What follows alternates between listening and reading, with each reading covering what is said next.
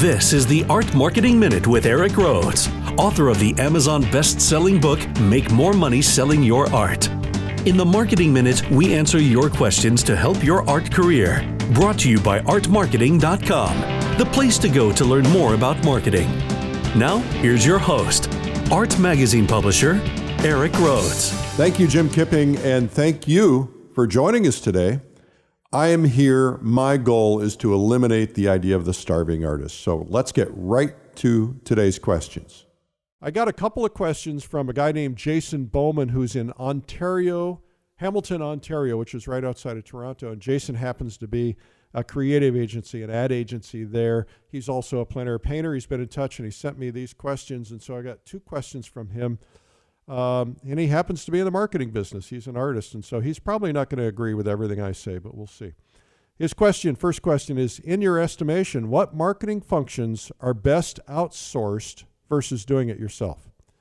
Well, in my life, I want to outsource everything somebody can do better so I don't have to burn time learning. I can't learn everything well. I can't do things as well as someone who's been an expert for 30 or 40 years or 10 years or 5 years. And so some things I try to set, what are the things I like to do? What are the things I'm good at? What are the things I'm not good at? I try to push all the things I don't like to do and push all the things I'm not good at off on somebody else. And so anytime I can get somebody who's better at it, I'll do that. But it depends. Like as an artist, there are things that when you're kind of getting started marketing your work, well, you're going to have to do them yourself because you don't have the extra money. And there are some services. And some of those services you almost have to use, right? Like there are services for building websites. You know, if you do it from scratch, it's probably a giant waste of time trying to figure it out, where you can get a company that you can just upload your images and everything's done for you. And there are people who do this, who specialize in websites for artists, for instance. And of course, there are others out there who do it for everybody. So you can kind of pick things like that. I know artists who actually outsource things like social media to experts because those experts are good at getting them massive followings, and it pays off in some ways. You know, maybe it helps them fill up their workshops or other things.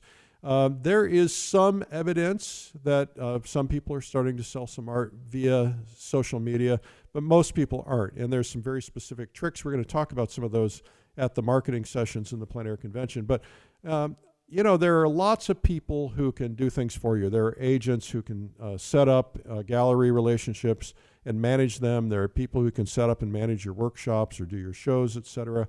And it depends on how much time and money you have. We do this program called Art Marketing in a Box, which it's not an outsource, but it's like you pay us the money and it's a year of marketing that's planned out for you. It's all pre-written for you, pre-written newsletters, emails, mail campaigns, etc. And pretty much the people that we're hearing from that are using it are getting really great results. I saw something on the private website where we all communicate.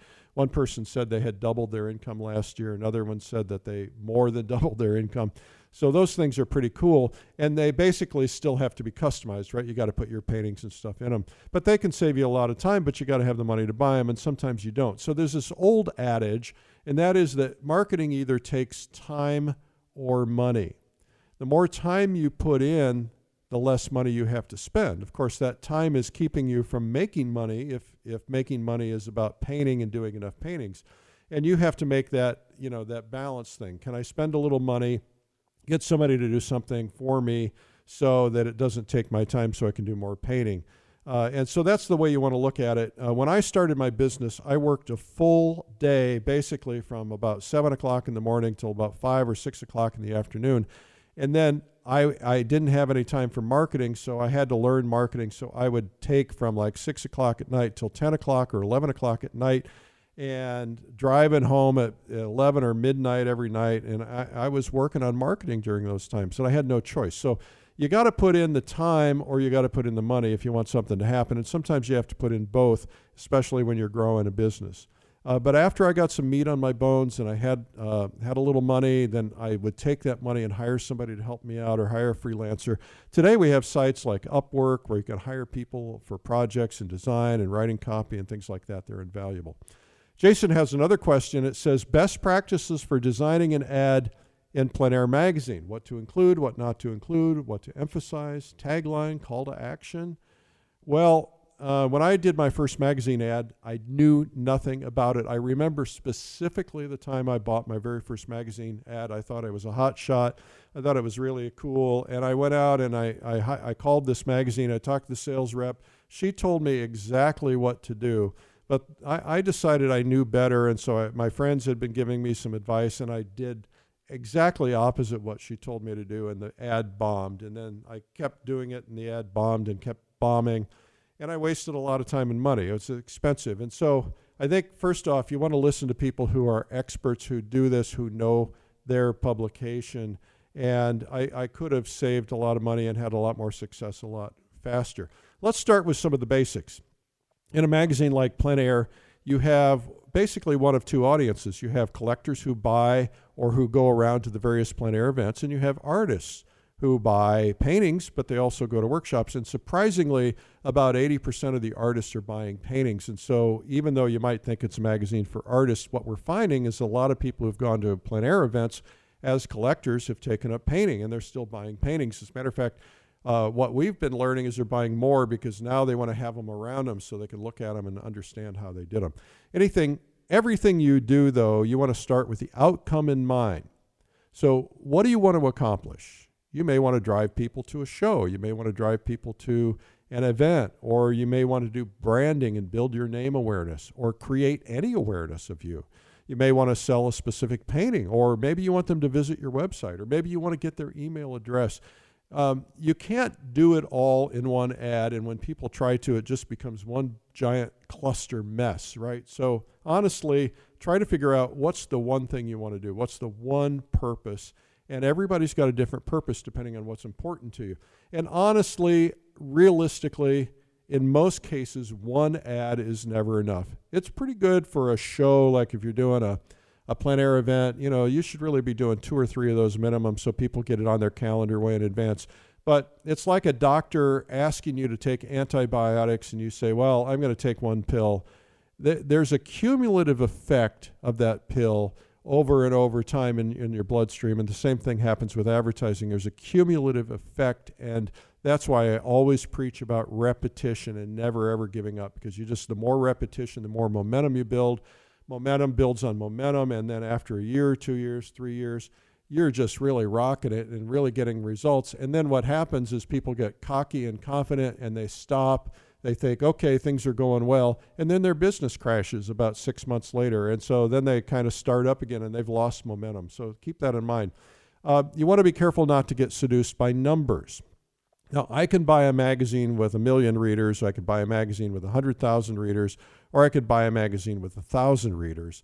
The natural thing we default to when we don't know about these things is we think bigger is better.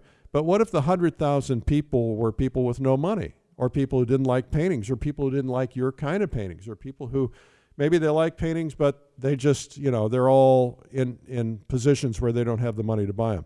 Or what if a magazine had 1,000 people, but every one of those 1,000 people were billionaires? It'd make a big difference. Like Art Connoisseur, my other magazine, has, it's got a lot of readers, but it's got 310 billionaires. 310 billionaires. And I have one advertiser who tells me he gets $80,000 average return on his investment every time he runs an ad, because he's targeting billionaires who buy, $500,000 paintings. And so that's really good for him. So it kind of depends on the product. The reality is that most artists paint only like 50 to 100 paintings a year. And some of the better artists are only painting, 4 or 5 or 10 or maybe 20. But the reality is you don't need 100,000 people to buy paintings. You don't even need 1,000. You don't even need 500. If you've got an output of 50 to 100 paintings a year, you only need to sell to 50 or 100 people. So you want to do advertising in a place that's most likely to get people to buy who want something specific that you have to offer, where you really fit the target niche of the audience. That's why Plein Air magazine is a great place if you're selling plein air or studio or landscape paintings, because it's really, really focused on that collector. And it's a good group of people, but it's a narrow niche. Now, when you're building an ad, start with the outcome in mind, like I said, and keep in mind that most art ads all look alike. And that's not good. You need to stand out. Ask yourself, how can I stand out? There's an ad running in Plein Air magazine right now by Michelle Jung. She's writing ads that brand her. They have a big photo of her, and it stands out. She doesn't show her artwork on the ad. And the temptation you would think would be, well, let's show the artwork, but everybody's showing their artwork, so she's going the opposite. She's standing out. And I think Charlie Hunter has been doing that a little bit too. And so the idea is you want to stand out. What can you do that's going to stand out? Experts will say the number one most important thing is the headline. It's like on an email, the number one most important thing is the subject line. You got to get them to read the subject line to get them to open the email. In an ad, you got to grab them fast with a headline because they're flipping through the pages, and that headline's got to grab them, talk to them, get their attention, make them want to read to the next line. And then the first line has got to draw them in. The photo has got to draw them in. Second most important thing is either the photo or the first line in your copy. And then your call to action. You want to have copy that draws them through, draws them to a conclusion, and then you want to ask people to buy something or to do something or to take action. Go to my website and do this. I'm a big fan of offering what I would call an ethical bribe, right? And that is come to my website for a free note card or a free book or free something of value so that they will want to give you their email address so that they'll sign up for something. And then you have a name and you can do more contacting with them over time. But don't do what everybody else does. Get attention, and attention-getting ad works 10 times faster than one that blends in and looks like everything else. And don't copy other people because you don't know the outcome you want. Remember, there was a time when everybody, after got milk, everybody was doing, got plumbing, got this or got that. Well, it isn't necessarily what the outcome that these copycats desire. Don't copy the big national advertisers. They're not necessarily looking to do anything other than keep their brand alive, and unless that's what you want to do. So be original, stand out, have a call to action, and that will work. I hope this helps. Well, this has been the Art Marketing Minute with me, Eric Rhodes. My goal in life is to eliminate the idea of the starving artist and to help your dreams actually come true. So if you want to submit questions, simply email eric@artmarketing.com. And to learn more about marketing ideas, you can visit artmarketing.com. Thanks for listening.